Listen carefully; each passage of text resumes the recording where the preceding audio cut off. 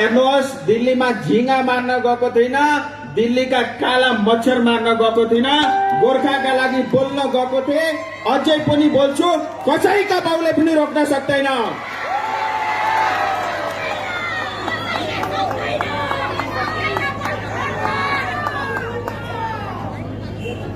आज हेर्नुहोस्, शहीद परिवारको कति अपमान हुँदैछ।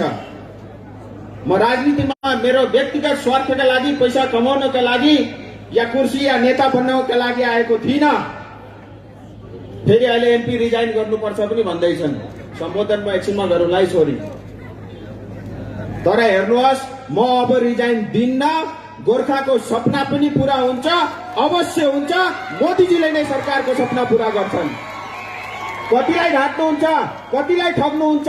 शहीदका परिवारलाई मञ्चमा बसेर नाच गाना यहाँ चलिरहेको छ। कति अपमान हो त शहीदका परिवारका लागि। सोच्नुहोस् त, के गर्नुभयो तपाईले शहीदका परिवारलाई। शहीदका परिवारको नाम लिएर हमेशा भोट जित्नुभयो, तर तपाईले आज हेर्नुहोस् शहीदको परिवारको अवस्था र शहीदको परिवारको अवस्था कस्तो छ। दुःख लाग्छ यस्तो प्रकारको राजनीति आज पहाडमा देख्दाखेरि। ठुला ठुला कुरा गर्छन् मञ्चदेखि।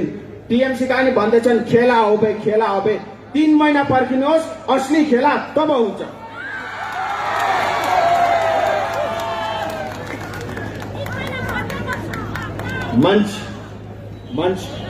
मंच पे उपस्थित हमारे पश्चिम बंगाल के यशस्वी अध्यक्ष और साथ ही मेंबर ऑफ पार्लियामेंट आदरणीय दिलीप दा, अर्जुन दा जो मेरे बड़े भाई भी है, सांसद भी है और भारतीय जनता पार्टी पश्चिम बंगाल के उपसभापति भी हैं, मन घिसिंग दाजू, जीएनएलएफ का अध्यक्ष जो, नीरज जिम्मा जो, हमारा मोटा भाई विधायक कल्याण देवानज्यू, हमारा सभासद स्वराज थापाज्यू, मनोज देवानज्यू, रोकाज्यू, बीपी बजगाईज्यू, सावन रायज्यू, एलएम लामाज्यू, बीजेपी का जीएनएलएफ का सबै नेता व कार्यकर्तागण र सबै दार्जिलिङ पहाडका आमा बुबा दाजुभाइ दिदीबहिनी सबैलाई मेरो गोर्खे सलाम। आज यो परिवर्तन यात्राको पहाडमा दोस्रो दिन हो। धेरैका मनमा हुन सक्छ यो परिवर्तन यात्रा चाहिँ के हो भनेर। हेर्नुहोस्, यही परिवर्तन यात्रा हो जसले गोर्खाको सपना आउँदो दिनमा अवश्य पूरा गर्नेछ। यो परिवर्तन यात्रा पश्चिम बंगालको भ्रष्ट अहंकारी भ्रष्टाचारी यो फुपूलाई खेद्ने यो परिवर्तन यात्रा हो। यो परिवर्तन यात्रा गोर्खा जातिलाई बचाउने परिवर्तन यात्रा हो। हेर्नुहोस्, आज पहाड मासेका छन्। हामीहरुका ठुलदाई, मालदाई, सालदाई तीनटै दाइले पहाड मासिरहेका छन्। अहिले सालदाई के भन्दैछन्, पैसा चाहिँ सिन्टेक्समा हालो। सिन्टेक्समा पैसा खाँदेका छन् र युवा बेरोजगार भए अरे। ती सिन्टेक्समा हालेका पैसा निकाल्नु रोजगार युवाले आफै पाइहाल्छन्। एउटा होस् कि दुईटा होस्, दुईटैले मूर्ख बनाइरहेको छ पहाडलाई। हेर्नुहोस्, यो प्रकारको अवस्थामा परिवर्तन हुनुपर्छ। हामीले साँचो राजनीति गर्नुपर्छ, ठग्नु हुँदैन। आजसम्म हामीले केही पनि पाएका छैनौँ हाम्रा देशबाट। आउँदो दिनमा हामीले पाएको हुनुपर्छ। त्यतातिर त्यो सोचेर हामीले राजनीति गर्नुपर्छ। अनि हामीले केही नपाएको कारण हामीहरूको जनता पहाड र तराई डुवर्सको जनता होइन, हामीहरूका नेताले गर्दा हो। दिल्ली पुगिसक्दा उनीहरूलाई पैसा चाहिन्छ। के को गोर्खाल्यान्ड चाहिन्छ उनीहरूलाई? खाली पैसा खोज्छ, खाली पैसा। यहाँ आएर आउनेमा कुरा गर्छ, ठुला ठुला कुरा गर्छ, तर दिल्लीमा गएर हमेशा पैसा मात्रै खोज्छ, केही पनि दिएन भन्छन्। अझै हेर्नुहोस्, म भेद खोलेका दिन सबै बताइदिन्छु। भेद खोलेका दिन म सबै बताइदिन्छु। कति नम्बरको जुत्ता लगाउनु हुन्छ त्यो पनि म बताइदिन्छु। हामीहरूका दार्जिलिङका काउन्सिलर जाँदाखेरि दिल्लीका कुन होटलमा टोयलेटमा बसेर 2 घण्टा लुक्नु भएको थियो, त्यहाँबाट निकाल्ने राजु विष्ट हो। म त्यो पनि बताइदिन्छु। यी सबै प्रकारका राजनीतिमा परिवर्तन हुनुपर्छ। हेर्नुहोस्, आज दार्जिलिङ समस्त गोर्खा जाति 1.5 करोड भन्दा बेसी गोर्खा जातिको लागि एउटा मुटु हो। मुटु यो खाली राजनीति खेल्ने राजनीति गर्ने स्थान मात्र होइन, हामीहरूका लागि दार्जिलिङ एउटा आध्यात्मिक सांस्कृतिक स्थल पनि हो। धेरै आस्था अपेक्षा राखेका छन् समस्त 1.5 करोड गोर्खाहरूले हामीमाथि, तपाईहरूमाथि। तर यस्तै हामीहरूका लोधरे जस्ता नेताले गर्दा आजसम्म 1.5 करोड गोर्खाले पनि दुःख पाइरहेको छ। मलाई त कसैको डर छैन, मेरो बाउको पनि डर छैन मलाई। हेर्नुहोस्, म साँचो बोल्छु। हामीहरूका अध्यक्ष पनि बसेका छन् बाजामा, मञ्चमा। मलाई अझै पनि पार्टी भन्दा मेरो जातिको माया छ, साँच्चै छ।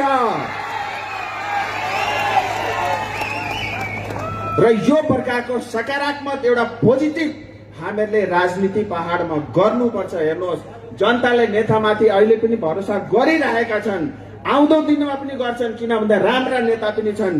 सबै लोधर जस्ता नेता मात्र होइनन्, राम्रा पनि छन्। हेर्नुहोस्, म सुभाष घिसिङज्यूलाई प्रणाम गर्छु, मेरा आइडल हुन्। म त बेला बेला निरजीमाजीलाई भन्ने पनि गर्थ्यो, उहाँ हुनुहुन्थ्यो र उहाँका साथमा मैले काम गरेको थियो भने चाहिँ यति बेसी पर्खिनु पनि पर्दैन थियो, मिलिहाल्थ्यो। यता पनि मिल्थ्यो, उता पनि मिल्थ्यो, दुईपट्टि नै मिल्थ्यो।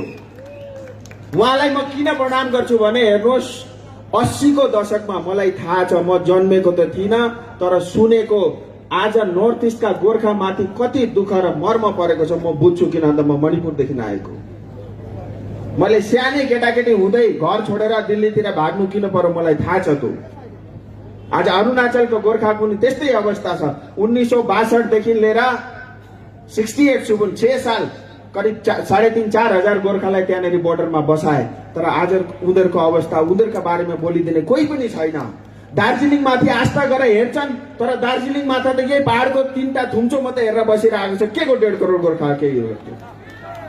बोल्दा चाहिँ सम्पूर्ण 1.5 करोड गोर्खा भन्छ, तर अल्टिमेटली 3टा सिट जित्नका लागि जति पैसा पाइन्छ त्यतिमै ऊ राजी छ, अरू उसलाई केही पनि चाहिँदैन।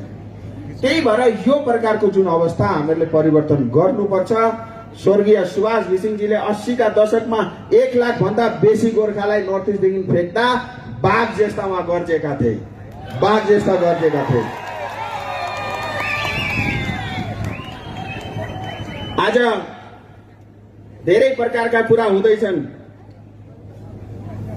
पहाडमा। बेला बेला त म छक्कै पर्छु, बीजेपीलाई दोष दिन्छन्, मोदीजीलाई दोष दिन्छन्। मोदीजीले चाहिँ के बिगार्दियो, बीजेपीले चाहिँ के गर्दै? आजसम्म त बीजेपी थिँदै थिएन त। विमल गुरुङ जिन्दाबाद भन्दै कुदिरहेको थियो बीजेपीका कार्यकर्ता पनि सँगसँगै। ल दाइ तिमी नै राजनीति गर, पहाडको हाम्रो देशको गर्छौ, मिलेर काम गरौँ भन्ने एउटा सपना थियो, तर केही पनि भएन। हेर्नुहोस्, आज बीजेपीलाई दोष दिन्छन्। शहीद कसले बनायो भन्नुहोस् त? कसले बनायो? शहीद बनाउने को? बीजेपी हो, ममता बेनर्जी हो। ममता बेनर्जी। चिया बगान मास्ने को? ममता बेनर्जी। यहाँ पिउने पानी, शुद्ध पानी घरमा छैन, जिम्मेदारी कसको हो? ममता बेनर्जीको। आज कालिम्पोङमा शिक्षाको अवस्था कस्तो छ? त्यहाँ त म छक्कै परे। हिजो कालिम्पोङ गएको त स्कुललाई बन्द गरेर शपिङ कम्प्लेक्स बनाउँदैछ। हेर्नुहोस्, म जुन दिन त्यसको असली दस्तावेज कागज पाउँछु नि, कोही पनि बाँच्नेवाला छैनन्, सबै जेलमा जान्छन्। हेर्नुहोस्, मैले बस प्रमाण मात्रै पाऊँ अनि मामाको घर चाहिँ सबैले जानुपर्छ। हेर्नुहोस्, जसले बदमाशी गरेको छ अब केही खेला चल्दैन। कानुनको राज हुन्छ, विकासको राज हुन्छ र दार्जिलिङमा पनि विकासकै राज हुन्छ। हेर्नुहोस्, आज शिक्षा मास्ने, सिन्कोना बगान मास्ने, जे पनि हामीहरूसँग छ सबै मासे। चिया बगान पनि मास्दै छन्। हेर्नुहोस्, चिया बगानको अवस्था पनि ठिक छैन। जे पनि प्रकृतिले पहाडमा, दार्जिलिङमा हामीहरूलाई दियो ती सबै मास्दै गए। तराई र डुवर्सका जनतालाई त अस्ति नै मासिसके। भोट माग्दा खाँचो पर्दा मात्रै तराई र डुवर्सतिर डुल्ने गर्छन्, अहिले पनि डुलिरहेका छन्। भोट आउँदैछ, 3 महिना डुल्छन्, लिफाफामा 10,000 हाल्दै दिँदै गर्छन्। तर 3 महिना बितिसकी न त तराईको कुरा गर्छन् न त डुवर्सको कुरा गर्छन्। यही 3टा सिट हेरेर एउटा व्यवस्था पक्रियो, त्यही ममता दिदीको सहारामा, अनि त्यही बसिरहेका छन्। मैले त के भन्छु भने त्यही गर्नु थियो भने 2017 मा आन्दोलन किन गर्नु थियो? शहीद किन बनाएको थियो? अगर जिटिए चलाउनु थियो भने चलाइराख्दा भइरहेको थियो त, त्यतिखेर पनि केही बिग्रेको थिएन। तर यो प्रकारको जुन आज स्थिति छ हेर्नुहोस्, आज भारतीय जनता पार्टी नरेन्द्र मोदीजी प्रति, मनमोहन घिसिङजी प्रति, पहाडको जनताको सबै हामीहरूको एलायन्सका पार्टीहरू उहाँहरूका शीर्ष नेतृत्वप्रति धेरै आस्था राखेका छन्। हेर्नुहोस्, हामीहरूले चाहिँ मिलेर काम गर्नुपर्छ, साँचो राजनीति गर्नुपर्छ, पैसाको राजनीति गर्नु हुँदैन। कति महँगो छ दार्जिलिङमा राजनीति गर्न, म त आत्थे। मान्छे पनि बटुल्नु अरे, गाडी पनि पठाउनु अरे, खसी र मासु पनि खिलाउनु अरे, भात पनि खिलाउनु अरे, अनि फर्किँदाखेरि चिया पनि पिलाउनु। हेर्नुहोस्, यो हुँदैन। ती पैसा हामीहरू गरिब दुखी सबै जनतालाई दिनुपर्छ। जनतालाई हेर्नुहोस्, यहाँ त राजनीति चुनाव हुँदाखेरि यहाँ 3, 4, 6 महिना त व्यापार जस्तो हुन्छ, व्यापार जस्तो। यो सिजनल व्यापार हुन्छ नि, यो सबै हामीहरूले बन्द गराउनु पर्छ। पवित्र राजनीति गर्नुपर्छ। समस्त 1.5 करोड गोर्खालाई लिएर हामीहरूले काम गर्नुपर्छ। एक दुईवटा कुरा अझै राख्न चाहन्छु। गोर्खा बटालियन ममता फुपूले बनाइदिन्, धन्यवाद छ। तर 123 वडामा 4 जना मात्रै गोर्खा अरे, अरू गोर्खा जान्दै जान्दैनन्। यही प्रकारको धोका बारम्बार भएको छ। हेर्नुहोस्, आउँदो दिनमा पनि हुन्छ, विश्वास नगर्नुहोस्। विमल दाजुले आज भोट माग्नु हुँदैछ, उहाँका लागि होइन दाजु, माया त तपाईको निकै लाग्छ मलाई अहिले पनि। तर हेर्नुहोस्, तपाईलाई भोट दिन्नौ किनभने तपाईलाई भोट दिनु भनेको त्यही बुढी आमाले यहाँ मुख्यमन्त्री बनाएर बस्नु मान्दैनौ, बिल्कुल मान्दैनौ, मान्दैनौ। पहाडको कुनै पनि जनताले मान्दैन। तपाई आउनुहोस्, खदा लगाइदिउँला, तर भोट चाहिँ नाइ टाटा बाई बाई, भोट चाहिँ हामी दिँदैनौ।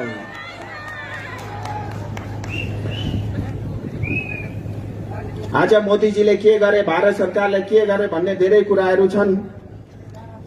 हेर्नुहोस्, मोदीजी है तो सम्भव है भन्ने सुनिराख्नु भएको छ।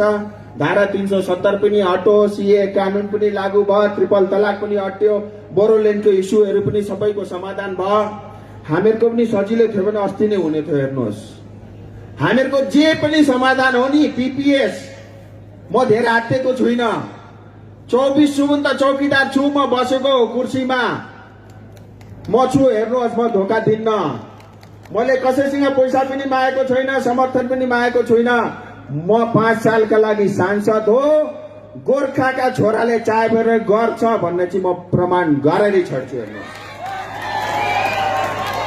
हामीहरूको जे पनि समाधान होस्, त्यसमा हामीहरूको भारतको संविधानले गर्ने खालको समाधान हो। हेर्नुहोस्, त्यही भएर त्यसमा समय लाग्छ। तपाईहरु चिन्ता नगर्नुहोस्। जहाँसम्म 11 जनजातिको कुरा छ, इलेक्सन अगाडि कि पछाडि भन्ने एउटा धेरै प्रकारको कुरा हुँदैछ। मलाई थाहा छ तपाईहरु अगाडि नै चाहनुहुन्छ, भोलि नै चाहनुहुन्छ, पर्सि नै चाहनुहुन्छ। म पनि त्यही चाहिरहेको छु। गृहमन्त्रीजीलाई पनि भेटे, दिलीप दालाई पनि भेटे। अघि डान्स हेर्नुभयो तपाईले, त्यसको ड्रेस हेर्नुभयो, अब झट्टै दिइहाल्नु त भने मञ्चमै भने मैले। दिलीप दाले पनि धेरैचोटि यो हामीहरूको कुराहरू राखिदिनु भएको छ। हेर्नुहोस्, तपाईहरु निश्चित बस्नुहोस्। तपाईको चौकीदारी गर्नको लागि म छु। मैले जति पनि कागजहरू बुझाउनु थियो गृहमन्त्रीजीलाई बुझाइसके। उहाँले भोलि पनि गर्न सक्नुहुन्छ, पर्सि पनि गर्न सक्नुहुन्छ। तर हामीहरूको मुद्दालाई चुनावसँग जोडेर हेर्यौं भने हामीलाई नोक्सान हुन्छ। हामीहरूको मुद्दा अलगै हो, यो चुनाव अलगै हो। दुईटैलाई अलग अलग सोचेर तपाईहरु त्यसलाई सोचिदिनु होला।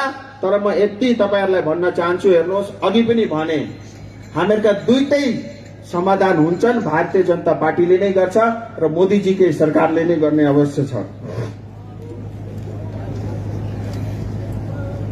आज मलाई एउटा राम्रो कविता बिहानै कसैले दिए, एउटा सुनाउनु मन लाग्यो। समय हुँदै लाग्यो, अब अध्यक्षजीले पनि बोल्नु छ, तर 3-4 वटा नाइन यसो ट्राई गर्छु है। हुन्छ नि? भारत माता की जय गोर्खा। हेर्नु, चिया बगानका लागि कानून पास भइसक्यो।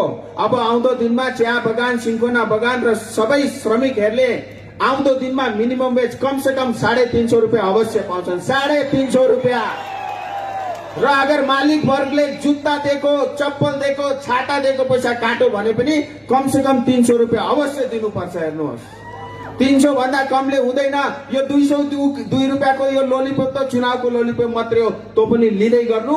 हामीहरू आइसकेपछि एरियरकै साथमा तपाईहरुले कम से कम 300 रुपियाँ पाउनुहुनेछ। 1000 करोड रुपियाँ हामीहरूका आमा दिदी बहिनीहरूका लागि पनि मोदीजीले 1000 करोड रुपियाँ अस्तिको बजेटमा चिया बगानका श्रमिकहरूलाई दिनुभएको छ। अर्को कुरो पर्जापट्टाको, मैले अस्ति पनि भनेको थिएँ पीएले खत्म गर्नुपर्छ, कानुन ल्याउनुपर्छ, कानुन पनि आयो, अब मिनिमम वेज ग्यारेन्टी पनि आयो, हामीले पाउनेछौँ। आउँदो दिनमा भारतको संविधानमा संशोधन गरेर भए पनि हामीहरूको वन बस्तीमा बस्ने, सिन्कोना बगानमा बस्ने, चिया बगानमा बस्ने जनतालाई पर्जापट्टा दिने काम भारतीय जनता पार्टीले नै गर्नेछ। र अन्तमा एउटा सानो छोटो कविता, जीवन यात्रा हो, जीवन युद्ध हो, जीवन यात्रा हो, जीवन युद्ध हो, हिँड्नु पर्छ, लड्नु पर्छ अनि हामी लक्ष्यमा पुग्नु पर्छ साथी हो।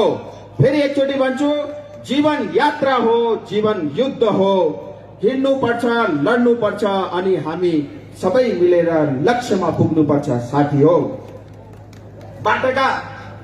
बाटाका धेरै काँडा मिलेर पन्छाउनु पर्छ, बाटाका धेरै काँडाहरू मिलेर पन्छाउनु पर्छ, बाटामा धेरै ढुङ्गाहरू मैले फोर्नु पर्छ। देश लाग्दा लाग्दै पनि हामी अघि बढ्नु पर्छ, हाँसी हाँसी युद्ध हामीले जित्नु पर्छ। जय गोर्खा, जय गोर्खा।